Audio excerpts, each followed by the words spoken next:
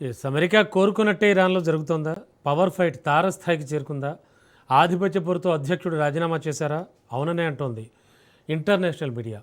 America కేంద్రంగా నడిచే Iran పత్రిక టెహరాన్లో దుమారం రేపుతోంది. ఇంతకీ అసలు ఆ కథనంలో ఉంది. సరికొత్త అధికార యుద్ధం మొదలైందా? అమెరికాను గడగడలాడించే మోస్ట్ పవర్ఫుల్ ఆర్మీ ఇప్పుడు ఏకంగా ఇరాన్ అధ్యక్షుడినే టార్గెట్ చేసిందా? నిజంగానే పెజాష్కియన్ రాజీనామా చేశారా? సుప్రీం లీడర్ మొజ్తబా ఖమేనీ ఏ నిర్ణయం తీసుకోబోతున్నారు? అసలు ఇరాన్లో ఏం జరుగుతోంది?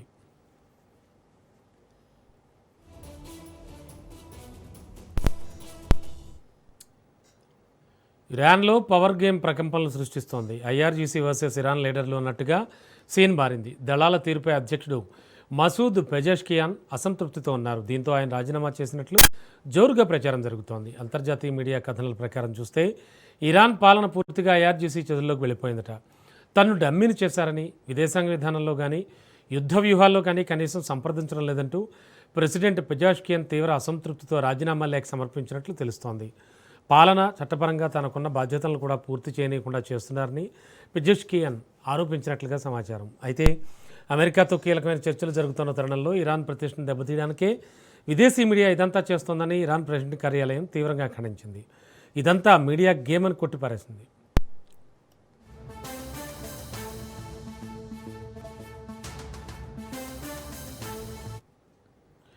ఇప్పటికే అమెరికా ప్రెసిడెంట్ డొనాల్డ్ ట్రంప్ ఇరాన్కు ముచ్చెమటలు పట్టిస్తున్నారు. 60 రోజుల కాల్పుల విరమణ, హర్ముజ్ జలసంధిని ఓపెన్ చేయడం మాత్రమే కాదు, ఇరాన్ అణ్వాయుధాల తయారీని శాశ్వతంగా పక్కన పెట్టాల్సిందే అంటూ పట్టుబడుతున్నారు. అయితే ఇరాన్ పార్లమెంట్ స్పీకర్ మహమ్మద్ బాఘేర్ కూడా తగ్గేదేలే అంటున్నారు. మా హక్కుల్ని కాపాడని ఏ డీల్కు ఒప్పుకునే ప్రసక్తే లేదన్నారు.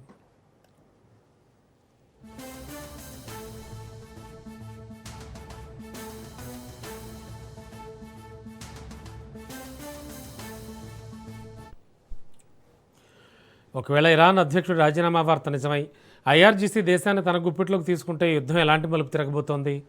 ఐఆర్జీసీ టార్గెట్ వచ్చి కేవలం అమెరికా, ఇజ్రాయెల్ మాత్రమే కాదు, గల్ఫ్ దేశాలు కూడా. దీంతో Iran supreme leader Mojtaba Khamenei president రాజీనామా లేఖపై ఎలాంటి నిర్ణయం తీసుకోబోతున్నారు? ఐఆర్జీసీ అరాచకత్వానికి బ్రేకులు వేస్తారా? ఐఆర్జీసీ సైన్యానికే పగ్గాలు అప్పగిస్తారా అనే ప్రశ్నలు సర్వత్రా వినబడుతున్నాయి.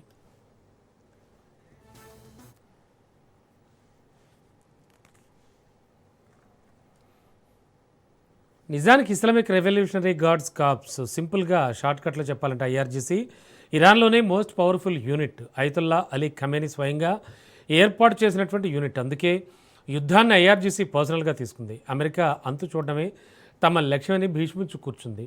అలాంటి డేంజరస్ యూనిట్ చేతికి ఎంటైర్ ఇరాన్ పవర్స్ చిక్కితే ఇరాన్ అధికార పగ్గాలు ఇప్పుడు ఆ డెడ్లీ యూనిట్ చేతిలోనే ఉన్నాయన్న వార్తలు పశ్చిమాసియాలో ప్రకంపనలు పుట్టిస్తున్నాయి. అసలు యాక్చువల్గా ఇరాన్లో ఏం జరుగుతోంది? అమెరికా ఊహించిందే జరుగుతోందా? గతంలో ఇరాక్ని కూడా అలాగే ఇరుకున పెట్టి యుద్ధం చేసి గెలిచినటువంటి సిచ్యువేషన్స్ మళ్ళీ కనిపిస్తున్నాయా?